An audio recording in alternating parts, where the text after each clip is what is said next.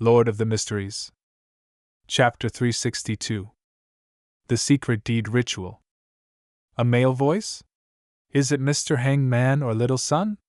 Klein looked out the window at the gloomy sky, got up, went into the bathroom next door. He locked the door, took 4 steps counterclockwise, and arrived above the gray fog. Within that mysterious space, a towering, ancient palace quietly stood. The illusory male voice echoed in a stacked, continuous manner. Klein glanced at it and confirmed that the prayer was from Little Sunday. He sat in the fool's seat and stretched out his right hand, emanating his spirituality to touch the corresponding crimson star.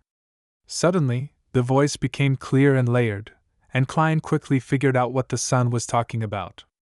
The former captain of the exploratory team, who had seen Amon, suddenly lost control and strangely penetrated through the seal, arriving at his room. Fortunately, the City of Silver took this matter seriously and had been constantly prepared for it. Otherwise, it would have led to a tragedy. The Sun believes that it's impossible, that there was no reason for the man's loss of control. He came up with 2 possibilities. One was that his own Beyonder pathway met the requirements of being the ancient sun god's descendant, and the other possibility was that the man might have sensed the tarot gathering and Mr. Fool's secret pull. If it were the former, he wouldn't have waited until today and waited until the end of the tarot gathering before losing control. The latter reason has a greater probability. This is the first time I've encountered someone who can sense the matters regarding the gray fog. That Amon is very scary. It's no wonder their family was known as the blasphemers during the 4th epoch. Even their last names are taboo.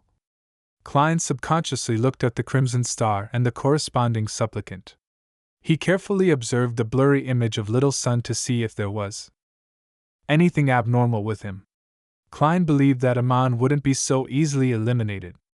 Even if it was as the chief of the City of Silver had said, that his body wasn't his main body, it didn't make it any easier to eliminate him. The only possibility is that the powerhouses in the City of Silver have been using mystical items to monitor him, but is that even possible? When he decided to let the former leader of the exploratory team lose control and silently penetrate through the seal, he definitely had a plan in place. In the midst of his thoughts, Klein's eyes suddenly froze as he looked at the prayer scene. Entwined on the indistinct body of the sun was a translucent and illusory figure. He had hands and feet, but he was like a python, twisting around the sun while his head rested behind the sun's head. In the blurred image, he was wearing a black classical robe, a pointed hat, and a crystal monocle. The sun didn't notice any of this. Klein almost drew a cold gasp, shocked at the strange means that were available to that entity. He vaguely understood the other party's intention. By residing in the spirit body of the sun, he is waiting for the next tarot gathering, allowing him to sneak above the gray fog, like a virus or a Trojan horse.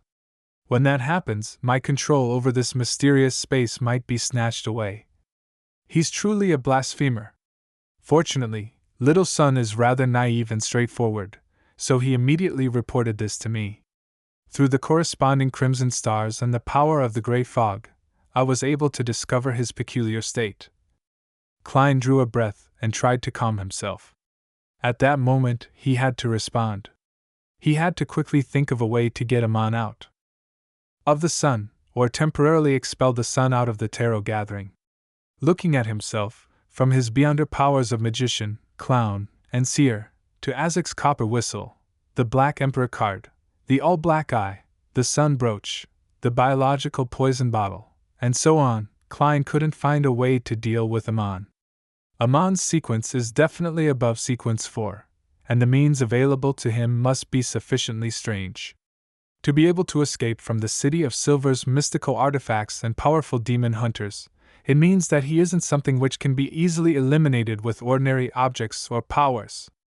After thinking for a moment and looking around, Klein discovered there was only one possibility of eliminating Amon: the gray fog, this mysterious space.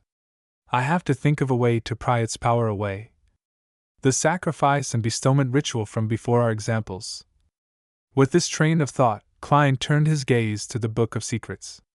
This mysticism book, which originated from the ancient shaman King Klarman, recorded many mysterious rituals that required help from the primordial moon.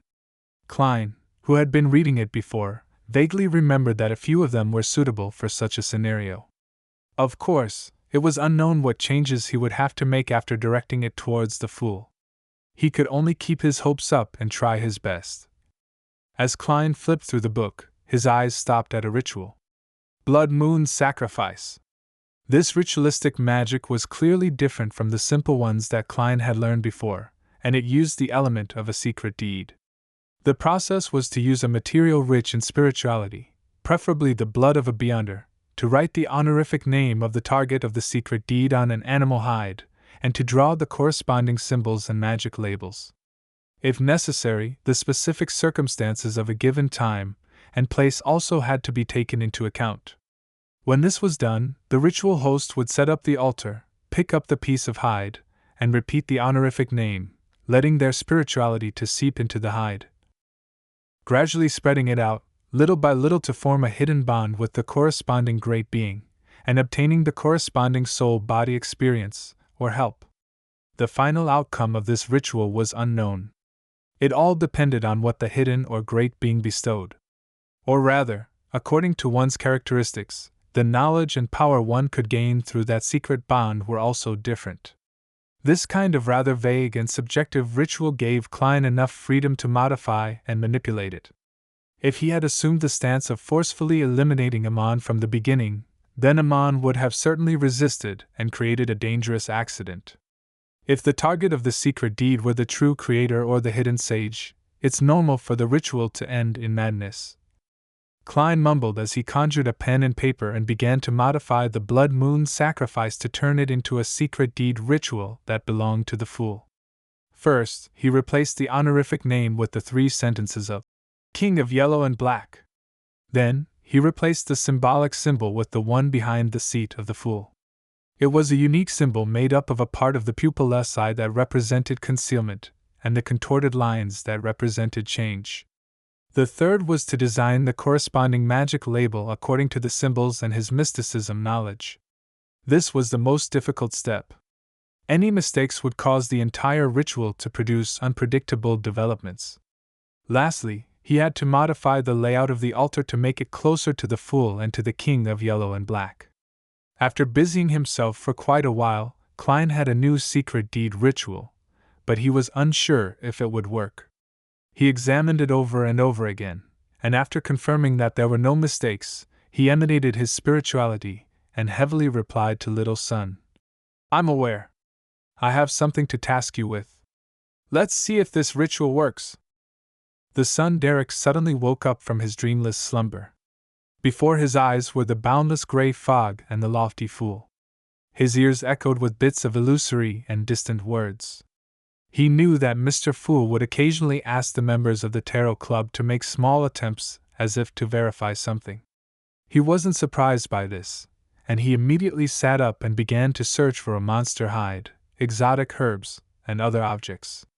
As for the spiritual materials described in the ceremony, Derek didn't waste time heading to the spire or the underground market to buy them.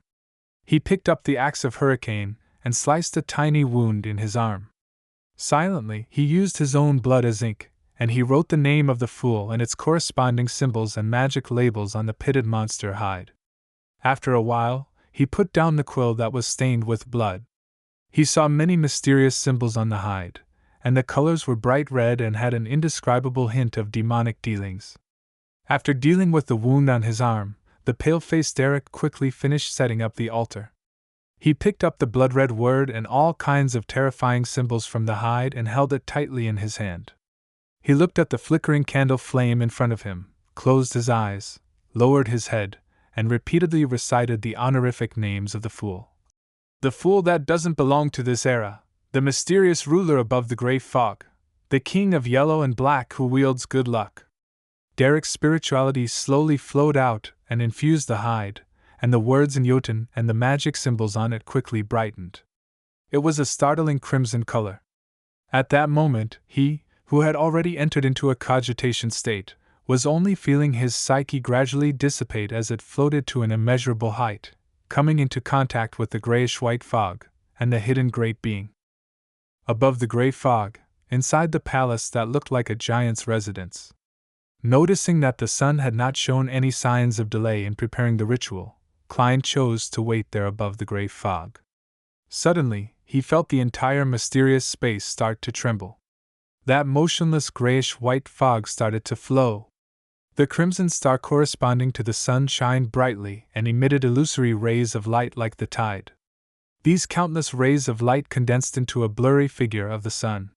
He was in a supplicating position with his eyes closed and his head lowered, waiting for the moment when he could bond with the great being and gain a miraculous soul-body experience. The translucent figure on his body was still tightly coiled like a python, but its head was already tilted back as it looked up. The crystal monocle it wore flashed dimly. He's searching for the subtle, hidden connection. He should have recognized that this is just a secret deed ritual, but he didn't do anything to stop it.